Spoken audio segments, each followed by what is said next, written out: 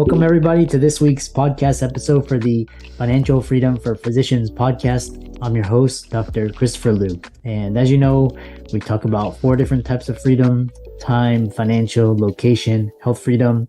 In that light, I'm bringing entrepreneurs, business owners, coaches across your path to help motivate, inspire you, educate you. Hopefully you can take something away to use in your daily life for better empowerment. So today we have Victoria, and she's a possibility coach, and she's the founder of You Too Shine. So today is going to be all talking about transformational personal development and entrepreneurship. So Victoria, welcome. Thank you so much for having me. I love physicians. Should I say that out loud? I'm not sure if that's a good thing or a bad thing, because we are quite an interesting cohort. You know, we'll dig right into it. I'm going to tell you such a cool story that I think will shape a lot of the flow for the conversation. You know, I teach quite a bit on gratitude as being an amazing energy that just drives you, that helps you create your life, and so forth and so on. And I have this funny story why I said, I love physicians. Every year we go to the beach as a family, and we bring, the whole family. And so last year we came over, and in a week that we were there, we had 3 separate emergency visits for 3 members of the family for 3 different reasons. Now, gratefully, everyone is well. But being a person who analyzes the reality as a reflection of beliefs I carry, I was like, this is interesting. First of all 3 trips were great experience. There was almost never a wait. Both the nurses and the doctors were phenomenal. And I'm like, I'm so grateful for this experience. And then I realized, and this is the touching point, that just half a year prior, my dad had an open heart surgery. Mm-hmm. And I was so mesmerized by the care he received and such a direct extension of his life that I developed this, oh my gosh, I'm so grateful for the great people in his hands. But then I said, wait a minute, should I not be more grateful for my health and for my wholeness? And so the very first point is that it's important to be grateful. And it's even more important to continually increase the frequency, the energy, the understanding of what we're grateful for. So we can be grateful for experience, or we can be grateful for experience that would not need the other experience. And so that's been my big shift. I'm so grateful for the health that I have. And that doesn't eradicate my beautiful exchange, but it just expands my love and gratitude. So there you go.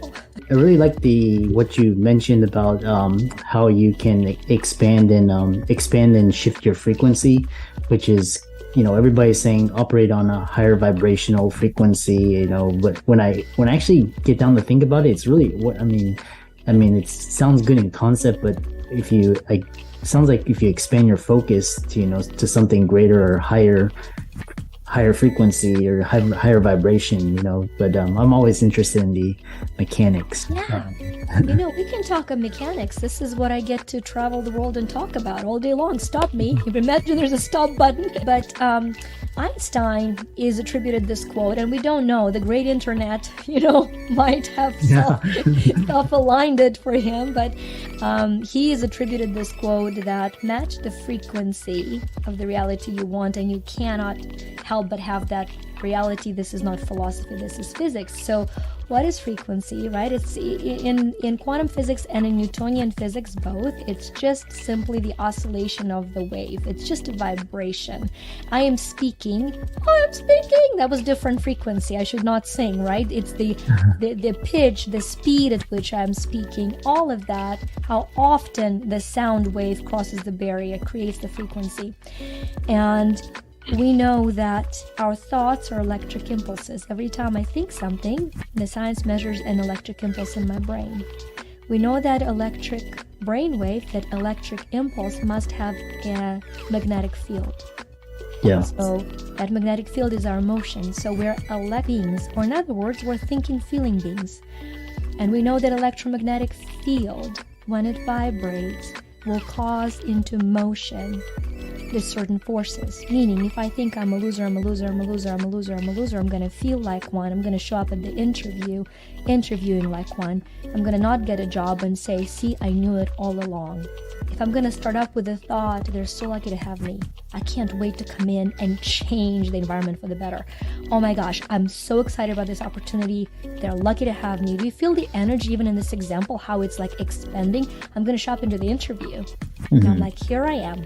I am your solution. Aren't you lucky? I might not say it, but if I feel it, it will be felt. I take the actions that will validate it. I get a job. And I say at the end the same thing. I knew it. Right? I knew it. Interesting. So what do you, that's really great. And one of the common things I hear is, you come up, you show with positive intention, positive mindset, they can feel that. And then let's say you don't get the result that you were looking for. Well, how do people react? Because some people then they go, okay, well, I'm not going to try again, or they become dependent on the outcome, so what's the best way to cope with, rejection and loss? I love your question so much, and it's a gift because nobody's ever asked that, and yet the gold is in that question. Because people say, oh, when we experienced COVID, it stripped us of control. And I say no, it simply showed us that we never had any. Please understand that we do not control the result. Interesting. We only control the effort. And so there is a law, in my Prosper Me book, 35 Universal Laws of Money. One of the laws is the law of continued expectation.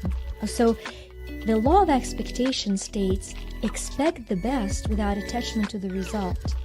Focus on your efforts alone, and you trust the results to the ultimate best outcome. That requires a lot of trust, I understand. For people that are spiritual, whether it is God, universe, source, for people that are not spiritual, bet on luck. I don't care what it is, but you've got to understand something beyond you controls the result. But I've seen people who drink right, eat right, think right, and die early. And I've seen clients who in their 90s enjoy their cigar with pure lungs. I'm not advocating for smoking. I'm simply saying that our efforts, while they change the quality of life as we experience it, they do not change the quantity of life or the quantity of results. So if you go into any engagement saying, I've done all I can, and I trust the right door to open, and if it did not open, I trust it was the best thing for me. And I would have everybody pause and realize that it is true, that your so said lost opportunities pointed you out to much better opportunities. I didn't get into #1 school in the Soviet Union because they were expecting only 2 girls and 80 boys, and my score was higher than all 80 boys. I think I was a little upset about the result, just a little. I didn't get into that school. Best thing that could have happened to me. Went to a different school, met my husband, came to US. 2 kids 27 years later. It's true for all of us. So interesting. It's kind of like life is working for you and not against you, and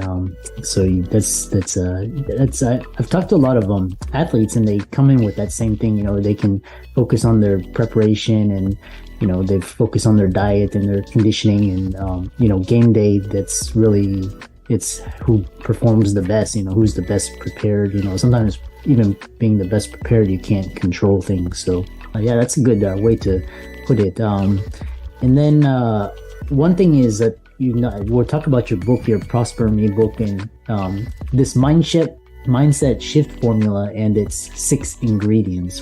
What does that mean? Yeah, for a while I've just been fascinated by mindset, and for a while, like good over 2 decades, and people talk about and I think there are 2 parts to the formula. One is the growth formula for all of us is mindset multiplied by skill set multiplied by effort equals result, right? And so if your effort is 0, your result will be 0, right? Unless if your mindset is 0, your result is 0. If your skill set, I have gotten more pieces of paper on my wall to say that I'm skilled, but if I don't apply the skills I've gotten, if I don't pick up the phone and it's going to be also a 0.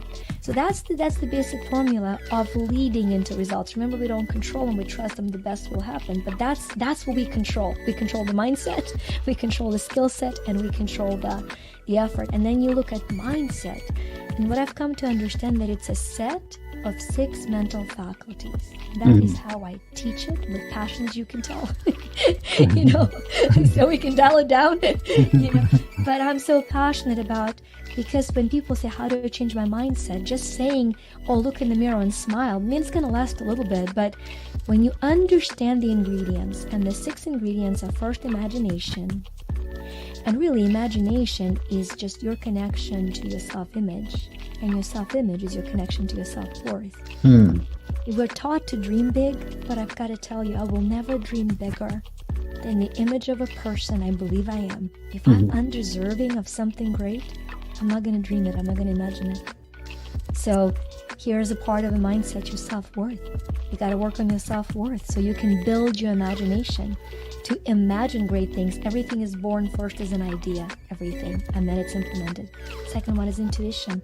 People misunderstood intuition for centuries. We often think it's some kind of a secret psychic ability. Yes, for somebody who's into psychic things. But intuition is whatever you are into. You're into it with passion. You study it. You develop neural receptors for processing things. So it's almost like you are receiving the information before it is readily available. You got intuition. That's just the ability of a mind.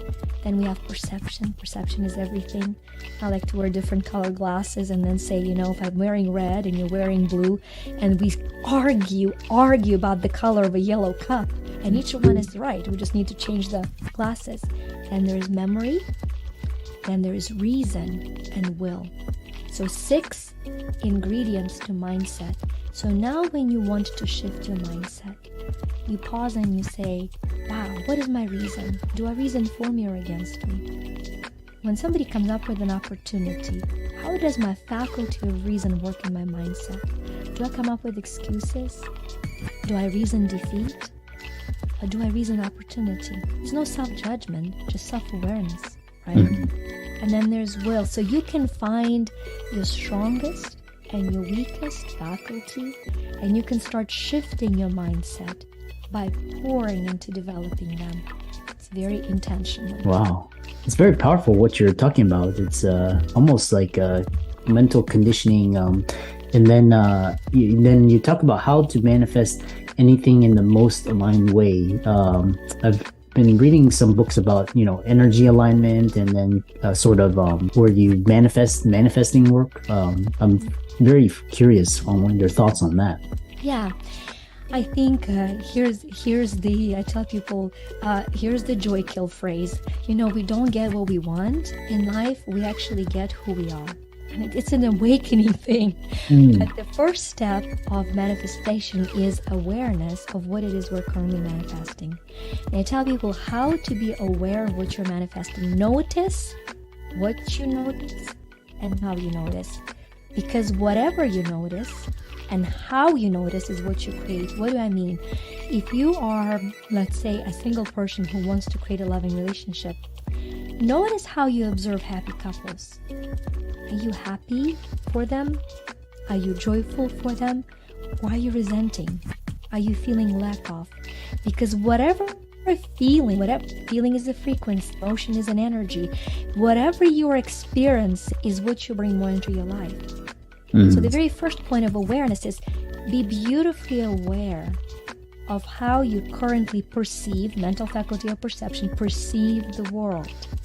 Because it'll give you a window into understanding why some things are in your life.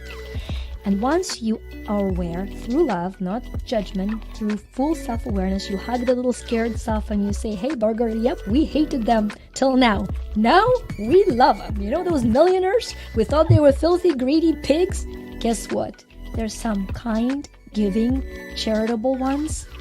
And I'm going to be one of them. Let's notice the universal law that way. So that's the first step. Once you know what it is that you want to create, you align with it. And to me, it's got to be alignment that is divinely guided or purposefully guided in your life. Very often we insist on creating in our life something that is harmful to us. And there's a resistance inside, and we apply force to it. When you apply force to resistance, step back and ask a question. Our mind operates through question answer. Ask a question. Is this my way? And is there a better way? And pause. Allow for that intuition that we all have to guide you to the best path, right? And so you are aligning. Aware, align, and then you take action. How do you take action? Once you decide what it is you're pursuing, you're going to ask a very simple question once again. You have an internal conversation with you. You say, okay, what is the one small step I can take today to support the path of this alignment? And then you take that step. So for example, if I'm going to be quote unquote manifesting a beautiful new home, I'm going to feel what it feels like to be in that home. And every time I see a new home or hear somebody buying a new home, I'm going to be so happy for them, genuinely happy for them. Not being like, dang, why is it them? I'm doing the manifesting work. This must not work, right? Because that is what we're manifesting. So tune in joyfully, celebrate for them, with them, through them. Like what you said, life doesn't happen to us, it happens for us. There's the third level. First, powerless, life happens to me. Second, power hungry, life happens for me. I invite people to jump to the third level of empowerment. Life happens through me. Because the first two are still self-centered. Through me, for all. Life doesn't happen to me, for me, pity me, victim me. Maybe love doesn't happen for me, shocker, big me, ego me. Maybe life happens through me, for all around me. Like what a shift of empowerment. Yeah. Life happens through me.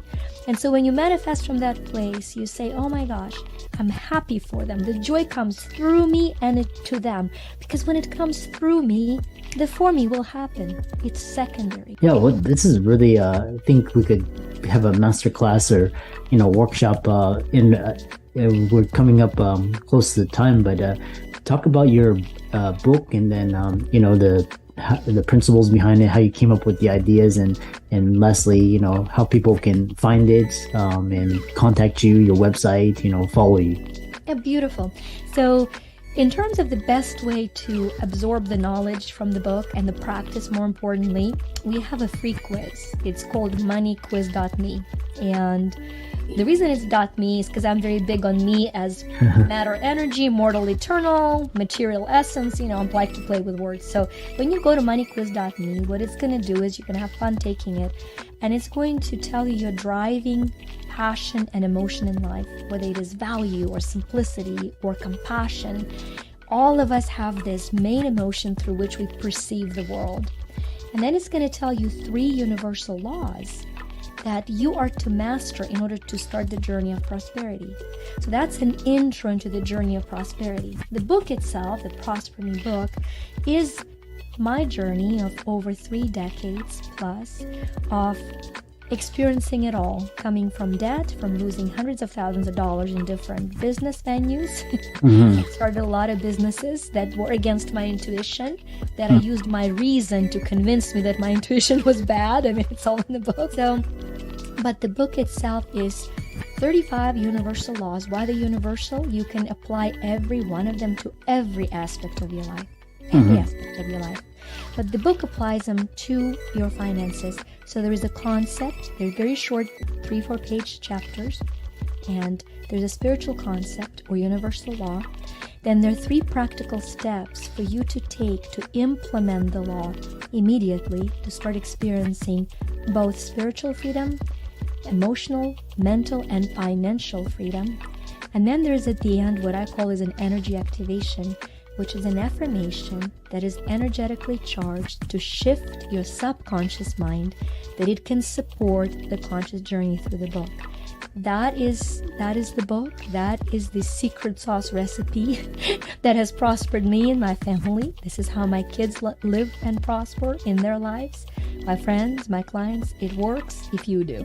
It's not get rich overnight in 3 easy payments, however. If that is what you're seeking, this might not be for you. It's a journey of prosperity and fulfillment, not a fix. Yeah, I love that. Yeah, everybody's looking for the the winning lotto ticket, or it's the quick fix, the magic pill, fix me, but it's all a journey and evolution. So it's been a really fascinating conversation. A lot of principles from different things, and just like talking about the law of attraction and aligning your energy so that you manifest. Be sure to check out all the links and resources in the show notes, and then also be sure to check out the book on Amazon and follow her on social media. So thanks so much for all the inspiration, nuggets of wisdom, and we look forward to hearing from you in the future. Thank you so